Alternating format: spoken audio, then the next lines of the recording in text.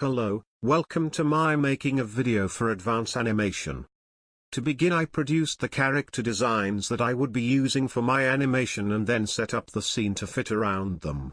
My main focus was on the human characters, so I worked on them first. The characters were created using a plane which I shaped based on the reference images I had collected. The main body and arms were created on separate planes so that they could move independently and to make the skinning easier.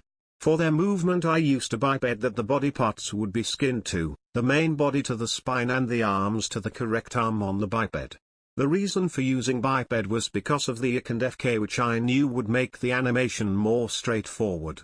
Not only that, but, when trying to use a dummy method, I encountered problems having the characters to move as desired. The scene was built in the same way using planes but was simpler as they only needed to be one piece per object. To make those objects move, I used a different method to the characters. I used a bone skinned to a cylinder which was then attached to the object, so that when the bone moved the object would too. The human characters' sticks were slightly different as they needed to be moved with the biped. For them, I had the cylinder sticks attached to the hands and a lookout constraint set to a dummy below. This allowed the sticks to stay attached to the biped but also to still face the right direction. I had originally used the same method as the scene objects but noticed the sticks clipping through the character, so I changed it. As part of my animation, I needed a translucent screen in front of my animation to add blur to the characters and sticks.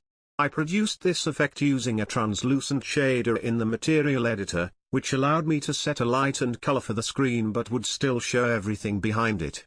It appeared strangely in the viewport but looked correct once rendered. With the movement systems in place, I produced a basic block out of where the characters and objects would move to. This only required the characters to move and not their body parts. After completing the block out and building the scene, I could start the detailed animation.